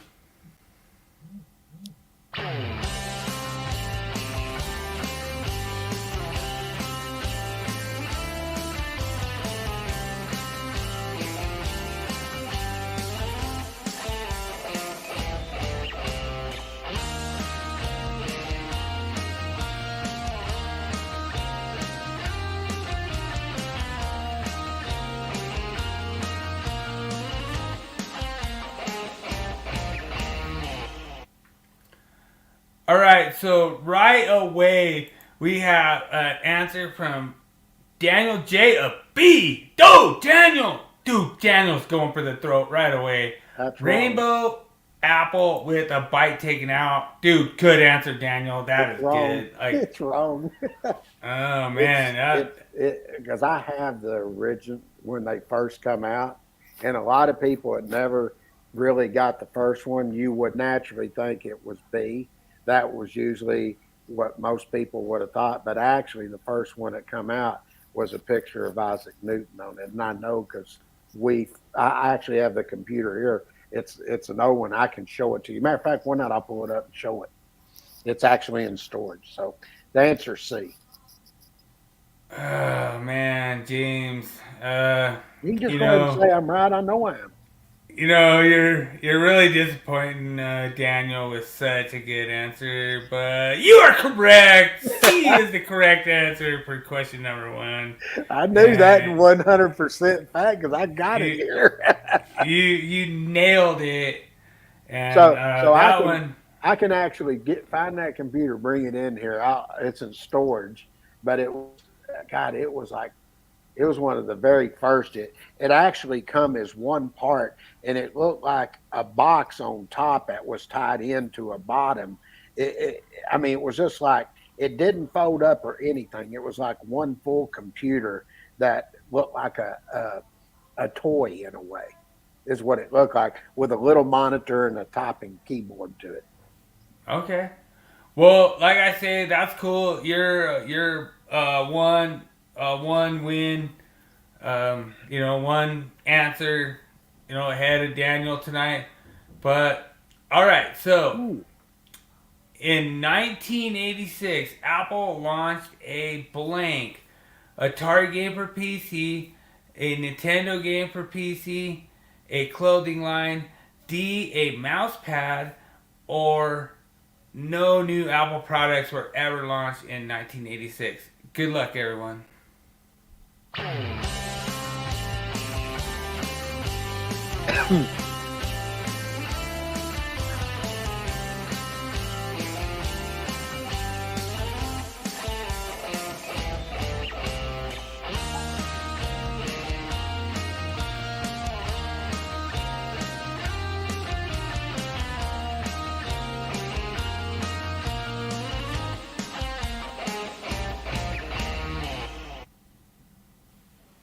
Oh man, dude, Daniel comes out of the gate on fire. Oh, dude, Daniel's going clothing line. Dude, that's so crazy, Daniel. Oh man, He's actually correct. Dude, Daniel's on fire. Like They always have new products pretty much every year when they started in the 80s. And the thing that they come in, I'm not exactly sure of the year, but I do know 100% fact it was in mid 80s that they had the clothing line.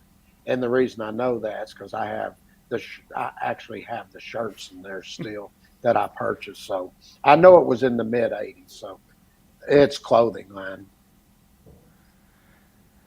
All right. Well, that's a pretty good answer, and I think you'd be surprised when you find out that is correct. And yes, they did launch a clothing line in 1986 with a really colorful design.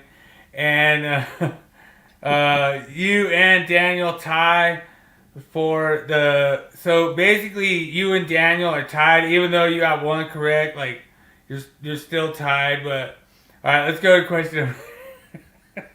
Oh, I know this one. I know that a lot of people don't know this. I know this one. All right. Cool.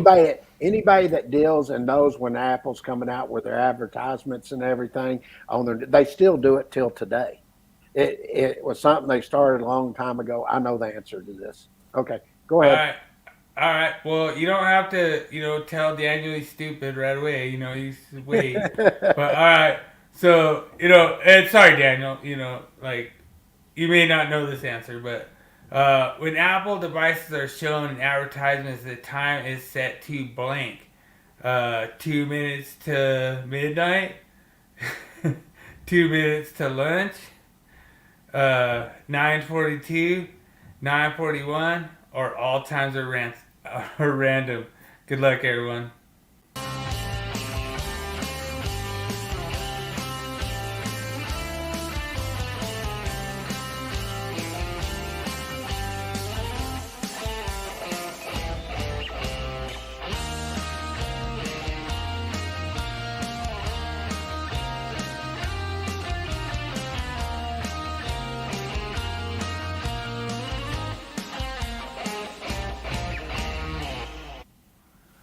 Oh, dude, Daniel comes out the gate.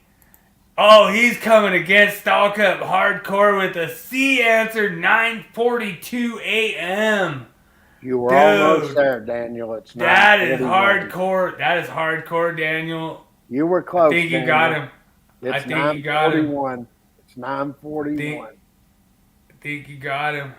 9:41. I'm D. I'm telling you, it's D. I know this answer.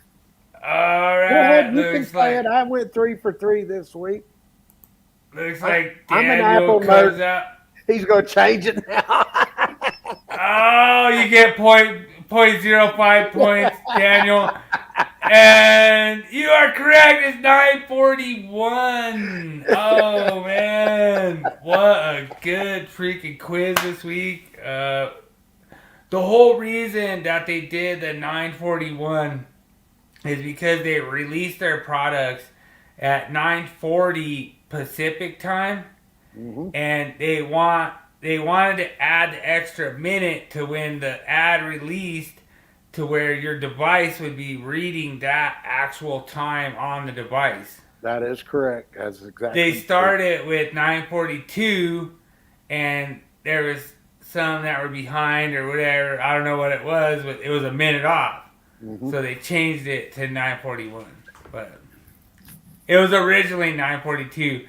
Daniel was I thought I was going to get you on that one. I thought you'd go with the original one, but I'm the Apple fanboy. I've been using Apple since they come out, so I know Apple well.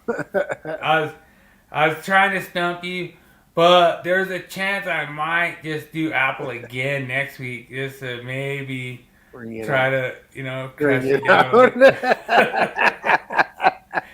Dude, the whole thing that's so funny is that everyone's like, oh yeah, you're going to stump him, and then it's like, dude, sorry, Daniel. You got smacked, bro. We don't do Daniel podcast. Dude, Daniel is freaking he's always there for the Willie Quiz. Like, he's like, nah. I mean, dude, actually, Daniel, we will give you 1.5 against 3. You know what I mean? So let's say 50% correct. You know what I mean? Dude, so, I mean, he basically has, like not even, he has 2 wins, 2 solid wins, you know, and then a 0.5. You know what I mean? So, you know, you're like, we'll give him the 0.5. Yeah, baby. Like, dude, I'll have to do the, like, Solid, Hulk baby. Hogan. I'll have to do the Hulk Hogan. Like, no. No. All right, But let's do awesome. your wall of shame. You ready? Dude, What this did one you you'll put on there love. this week? I don't even know what you got on there. Oh, you'll love this one. Shame. Shame.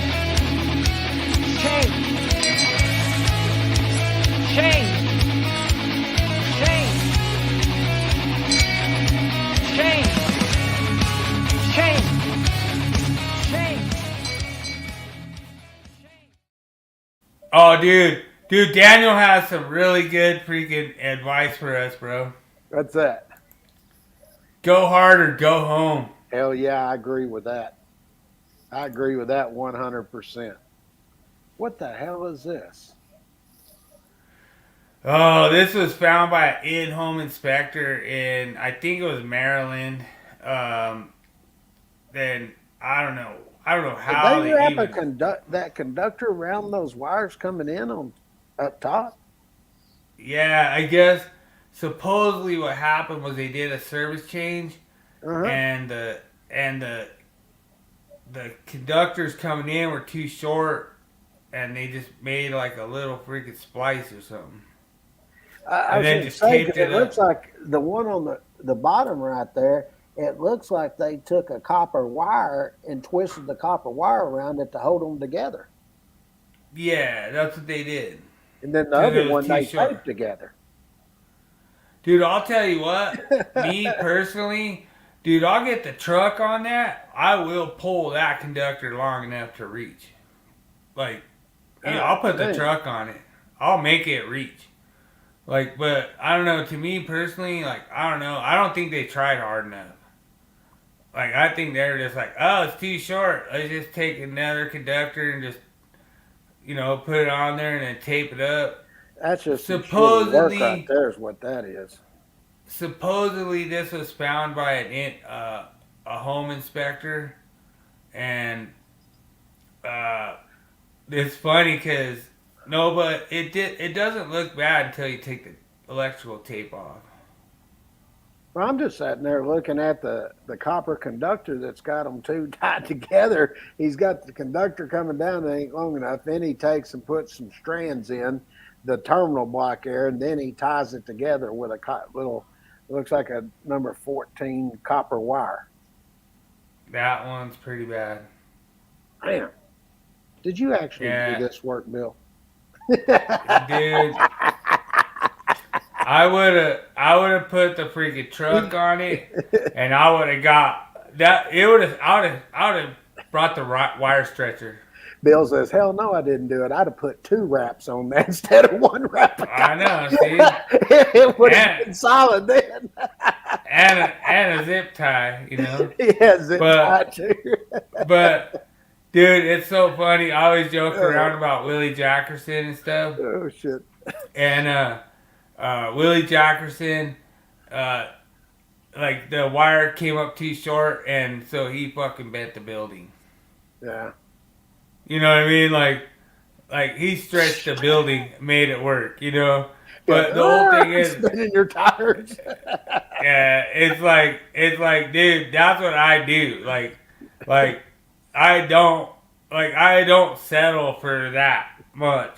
You know what I mean? Like I'll break the freaking wire. I'll break the jacket. I'll break everything. Like I'll make it work. You know? Yeah. Like I don't settle for that. You know? Oh, But I'll tell you what. it's really I'm tired, awesome. brother. Like, hey, you know what? You should just go home. I'm ready. I'm tired tonight. Uh, I was up late. You're last not night going getting hard. everything ready. Dude, Daniel says you're not going hard right That's now. the problem. I went So- too hard, and now No. I need to Dude. crash and burn. You need to go home. But the whole thing is that you taught a lot of people. Like I've been asking everybody these trivia questions. not a single person knew a single one, and it was so much fun to do it like this. And the thing is, like, you're just gonna have to keep studying for the Willie Quiz, because you just got lucky. You just got a lucky break that you guessed them right, you know. But I'm just saying, hey, you just got lucky, man. I mean, it's all cool, you know. Like, I know you said you knew Apple and you know them all, and that you're gonna Google them all, you know. But the whole thing is, I know that I'm asking these questions cold. You didn't have enough time to Google them. Like, obviously, Daniel tried, but, you know what I mean? You know I'm going to shit talk now. Yeah. Oh, what, Daniel? What? That's freaking weird, man. Why would you say that, man? All right. I think I'm actually getting like a little bit of sinuses or something up in my eyes, because my eyes have been itching. I've got a little bit of a headache. My throat's getting a little sore. I think I need to slow down and do a little bit of rest this weekend. I'm actually tired tonight. So okay, all right. Well, I appreciate everyone. I appreciate everyone joining. So much fun. You know, I tried to stump Stallcup and it didn't happen. So maybe we'll have to do Apple again next week, and maybe see if I can maybe throw in some stuff maybe he doesn't know next week. Hey, you need to pay attention and start calling me like what Journeyman called me. That's King James, baby. Dude, supposedly they think I made that up.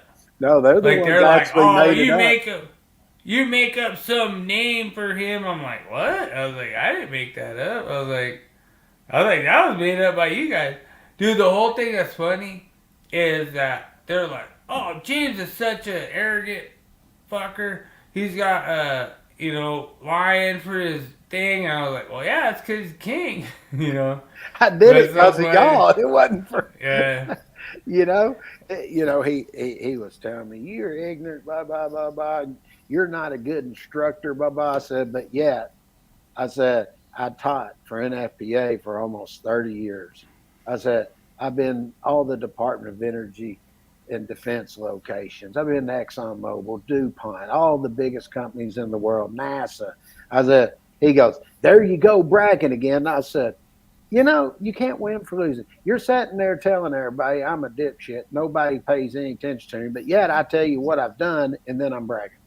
You can't defend yourself. If you defend yourself, you're a bragger. You're conceited. It just never goes on. And then he goes, well, you said you were the best. And I said, now see, that's not what I said.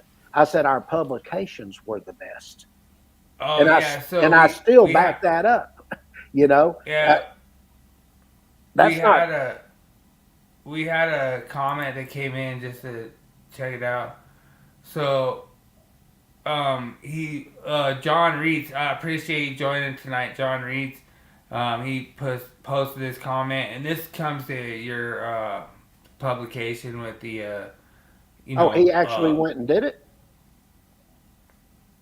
He was using the book and seeing how to do it? Yeah, it shows you how to do all that. We put a lot of work into those publications. And I'll say this, when the new one comes out with the colors in it and everything, it even looks more fantastic. I mean, I put a lot of time and effort in the new illustrations. So, I always thought we had the best publications, but with these new illustrations that are coming out, it's by far. I mean, everything you're seeing in the Journeyman and master calculations we're doing, those are all brand new illustrations. And I tell everybody, go compare them. Matter of fact, I encourage you to go do it. You'll see for yourself what's out there and compare them and know that those are the best. That's not bragging. That's just facts, Yeah. And I'll tell you I really appreciate. Think about this. If I was going to purchase something and I saw a guy on there saying, yeah, ours is the best out there, and you can post anything out there and I'll back it up and show you why it is, I'll guarantee you I'd be like, I want to see those publications, because these other guys back off. Well, the guy must have something pretty good if he's willing to, back up what he says. Yeah. That's not bragging. That's believing in your product. Yeah. But anyway, so what were you saying? You ready to go? I'm tired. No, dude, I'm telling you straight up that I freaking think it's awesome for guys like Daniel J, John Reitz, for all the people that joined our podcast. Like even people that don't agree with us. Like Gopher fan. That's awesome. I appreciate you bringing in this content. This kind of stuff is awesome. Like, hey, I'm out of here, Lappy. I'll tell you, cool. I don't have a problem Later. with you coming in, giving your opinion. We post it up there for everybody to see. But when I'm showing you that, and then you don't like it and say I'm out of here, I don't appreciate that, because we gave you the opportunity to come in and explain your position, and you just say I'm out of here when you don't like what I say. I mean, that's not having a debate on the code. That's pouting. And I'll tell you it is. It's pouting. I didn't get my way. Yeah. They're not agreeing with me. I'm going to go in the corner and cry now. That's basically what he did. Whatever it is. But, Daniel, you will have another chance to make James go in the corner and cry on the next one. Like, dude, he's all salty now. He's all cocky now. So we're gonna have to. What I'm gonna do is I'm gonna make the podcast with me and Daniel saying how James Stallcup is riding his daddy's coattails on Apple answers, and how he knows Apple better than anybody, and that's not fair, and whatever. But dude, I'm telling you, Daniel, it's gonna be $1 million thing that we're gonna set up. Dude, we have to apologize to James for getting so many questions right. Then we'll do a little apology episode. Say he's riding his daddy's coattails. Then we'll. I'm in relax mode. Yeah, but anyway, no, I really appreciate everyone joining. It's always a bunch of fun. Like, to me, this is the funnest night of the week, every week. And James loves it. I love it. We have a great time. Like, it's just so much fun to put them together. Everyone calls me a homeless lumberjack. And then I'm like, well, if I'm a lumberjack, at least I could build a home. You know what I mean? Yeah. Like, I could chop down some trees and build a house, but it's a lot of fun. I appreciate it. Like, I get a lot of hate mail every week, just joking around, just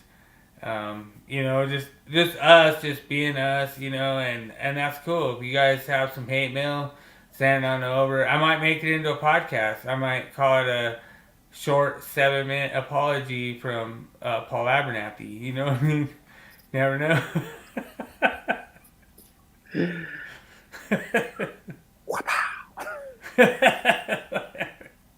But I really appreciate it. I really appreciate everyone. It's so much fun. I think James laughs every time that I make up stuff, but, like, we're sitting there like, hey, how could this be true? Oh, I can't. All right, cool. That's right. So. That's right. Thanks for joining every week. We really appreciate it. We're over 2 hours. Yeah, time to go. We got to roll. Pops is probably freaking blowing up. He's ready to go eat. Dude, he's already telling me. So appreciate it. And remember, everyone, make every day an easy day. Amen. See y'all next week. Everybody have a good weekend and stay out of trouble. And if you're bad, be good at it.